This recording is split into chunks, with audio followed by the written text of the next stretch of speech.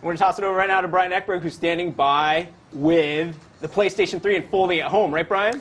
That's right. We're not looking at a game. We're actually going to look at an application that's coming out for the PlayStation 3 soon. I'm joined by Klaus Hofrichter, That's right. who's the research director of U.S. Research and Development with Sony. And we're looking at something called Folding at Home. Now, Klaus, tell me, first of all, what is Folding at Home? What does the name mean? Sure. Yeah. Thank you, Brian. Thank you for having us. So Folding at Home is a project that was started by Stanford University. And what it does is it creates a network of computers that do folding of proteins. Okay. And they do that for medical research. Specifically, a protein is, everyone has it in the bodies, and it behaves in a certain way. And the problem is sometimes it misbehaves, and then diseases like cancer, Alzheimer, Parkinson's occur. And the Stanford University tries to use this network of computers to simulate the folding process and to find out why this misfolding happens. And instead of using PCs now, Sony has built an application for the PlayStation 3 that will let home users use their PlayStation 3 to do this kind of calculation, right? That's right. So today we announced the availability of this PlayStation 3 folding at home application. It will be available for PlayStation 3 owners by the end of the month. And this behaves the same like a PC, only it's much more powerful. And Stanford is very excited to expand their research opportunities through that. Great. Well, let's take a look at it and how it works, how it lives within your PlayStation 3 and how you start it up. Sure. So what you will see after an operating system update, you will see in the network category a new icon. And this new icon allows you to download the Folding at Home application. And let me just start it from here.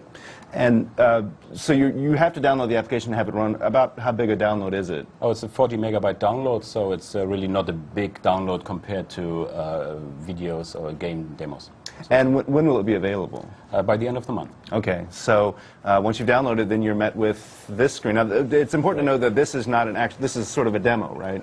No, this is the actual application here. Okay. So what you see here, and you can already see I can do some funky things here. I can rotate this molecule here. This is the actual protein which we have downloaded to the PlayStation that we are using here, and it is now calculated on the PlayStation that we have here. The little movement you see is actually the folding in progress.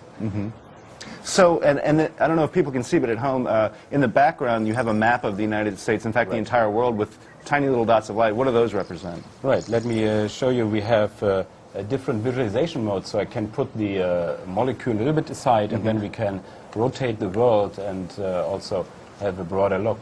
So here you see a globe of the world, basically, and you see little yellow dots. Here in this demonstration, it's a simulation of that, but the little dots will represent people who are running this application on the PlayStation 3. So there is a community aspect. You can see yourself, maybe your neighbor, depending on how far you are apart, so because it's not very high resolution here. You can see who is actually contributing to this project on the whole world. So yeah, you can go to Russia or to India and see PS3s all around the world running this application. Let's have a quick look here at Europe. So here is a night side, actually. We have also a visualization of the cities, which is a kind of sometimes hiding the yellow dots. But what you see here, the light blue, is actually the population centers. So basically a night, or the city lights that you would see. We are doing that to basically create some sense of community and to make sure that people understand they are not alone. There is a huge effort of a number of people doing this. Now, there's some information there on the right-hand side of the screen. Can you give us an outline of what's happening there? What are we calculating? Right. Maybe one word before for the number of people. So today this is a PC-only network. Starting by the end of the month, we will have also PlayStation 3 joining this network. Today there are 200,000 PCs at this moment in time running this application here. And hopefully very soon very many more PlayStation 3s will light up this globe here. Now let's come back to your question. What we show here are two things. We show the donor, that is the identification of the person who is contributing the PlayStation 3's computing resource at this moment in time. And you can join a team. So if you go to the Stanford website, you can create such a team, you can invite friends of yours, And what happens then, whatever you calculate, you get a score, and this score accumulates, and then there's a high score list. And so we, of course, expect that PlayStation 3, because of the superior performance, will outpace then those PC contributors. Great. But of course, at the end, this is a joint effort, so it's not that there is this type of competition. Everyone's a winner here. Everyone is a winner, That's hopefully, right. yeah. And let me say again, it's against Alzheimer's and Parkinson's and certain types of cancer. Okay, great. So, Rich, do you have any questions on Folding at Home from the audience? I sure do. Our first question is from Kevin Neely. I think he speaks for a lot of our viewers. He wants to know, how did the Folding at Home project get started? Yeah, we started about a year ago, in January 2006, I believe, as an idea, okay, how can we showcase the power of the cell processor that is part of PlayStation 3? And so this was one project which is actually very suitable for PlayStation 3's processing. It's a streaming, pipelining data transport, and we use single precision calculation. So this is very suitable, and so this is why we get for this particular calculation very high performance numbers.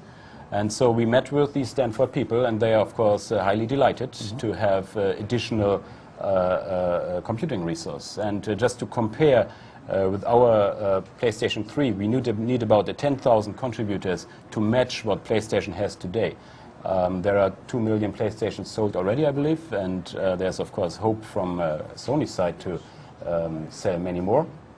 And so we hope to exceed this number much more. And it's nice because it's going to be something that's readily available to everyone. Everyone's going to be able to download it quickly and get it running whenever they want. Yeah, it's very easy to operate, yeah. Cool. Rich, any other questions? One more question, maybe. One more question. All right, I'm going to ask two. Okay. Jack in Vancouver wants to know if you can run other activities while you're doing this. And Paul in West Hartford was hoping you could share the website on Stanford so they can learn more. Right.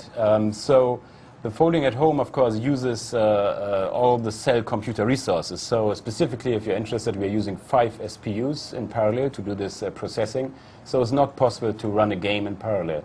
However, you can run this application in an auto start mode. So when you select on the cross media bar an auto start, and then you don't do anything on the cross media bar, then after 10 or 20 minutes, this application will launch automatically and run basically in the background. When you then want to play a game or see a video, you can stop it, of course, so very easily. Great. And the second question was regarding the website. Yes. We actually have, we can go to the website right here. So we have also a menu here where you can do lots of things, including changing visualization options and so on. And there is also an information page where there is a link to a website. So probably viewers at home cannot see that, but this is the Folding at Home website, and the address is folding.stanford.edu. So you can find a whole bunch of information on that website about this project. And one more time, when will it be available for download for people? By the end of the month. Okay, so it'll be in the firmware update. You guys check it out. Klaus, thanks so much for joining us. We really appreciate it. Thanks, you. Okay, Rich, what do you got? That's a great cause. I'm excited. As I was saying, that is my new second favorite game. That's my new favorite game for the PlayStation 3. It was Flow, now it's Folding. Folding proteins. I could watch that all day long. It's like the little vibrating protein molecule. Yeah. It's It's pretty awesome. fresh. Yeah. Pretty fresh.